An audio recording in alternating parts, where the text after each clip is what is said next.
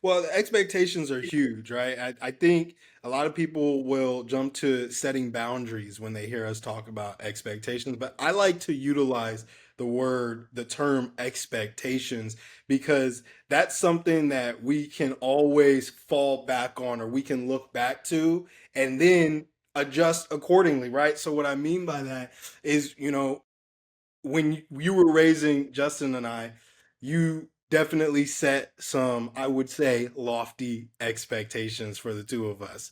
Amen. You expected us to achieve in school. You Yeah. expected us that when we, put our efforts and put our minds to the athletic field or any sort of competition, if it was music, if it was dance, you expected us to give it our all. You expected us to prepare for these things, right? And I can honestly say that setting expectations had a tremendous impact on me, because while I felt as I was growing up when I was a kid, I'm like, dang, y'all are kind of tripping. Like, these expectations are crazy, right?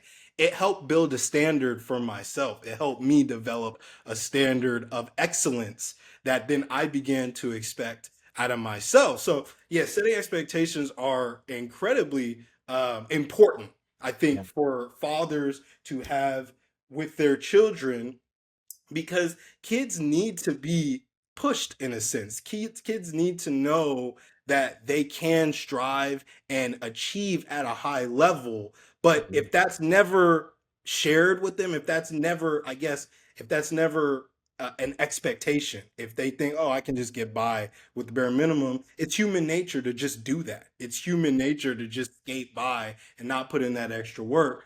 But pushing your son and making it clear that you're expecting them to, give it their best shot is really, really important. And but I think it starts with the expectations that fathers have of themselves. So, Yeah. pops, what Yeah. are some of those key expectations that dads should have of themselves before they can set healthy expectations with their sons?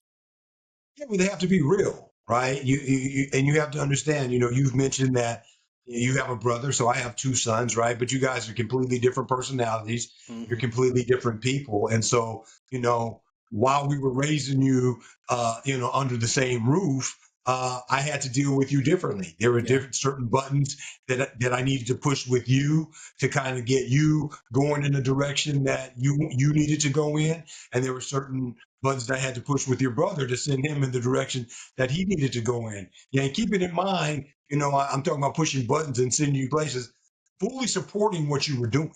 Yeah. Right, fully being behind you in what you were doing. It wasn't like I expect this of you, and if you didn't achieve, then I'm disappointed. And that wasn't really the point.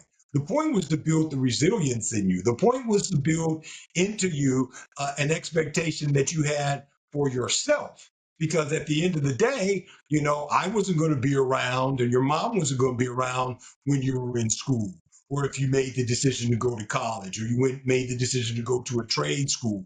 We were just trying to put expectations in you so that you would have those expectations in yourself. When it comes to being a dad, you do have to be mindful. You can't have expectations of your son if you're not going to have expectations of yourself. What are you doing to take inventory of your fatherhood skills? How are you Hmm. sharpening those skills? What are you doing to build those things? Because you need to grow the same way as your children are growing, right? You're not going to have all of the answers, just like your kids aren't going to have all the answers. But if you expect them to go and get the answers, then you better make sure that you're going and getting the answers too, to help you become a better father. I was very fortunate Yeah. that my dad had a way of setting expectations with me that were pretty mellow. I respected him so much that I didn't want to disappoint him. I wasn't afraid of my father. That wasn't that type of thing that he pumped fear into us. I just loved him so much and respected him so much that I wanted to meet whatever expectations that he set forth. And he was as you know, he was a teacher and a principal and an educator. And so when I brought home 4 D's on a report card, in the ninth grade, what he did for me helped me so much that he didn't just rip me and tear me to shreds. He Yeah. actually built me up. And that was one of the crucial moments in my upbringing to get me to have some expectations of myself. And so, again, putting emphasis on expectations. I think expectations are great, and I think that if people strive for something and they fall short, at least you make the effort, right? And you can build from falling short because you just didn't quit or you just never started. Hey, everybody, it's Pops. If you want all the latest content that we drop, be sure to subscribe. Be sure to subscribe. Be sure to subscribe. And follow us on LinkedIn at Avery and Brian Baker.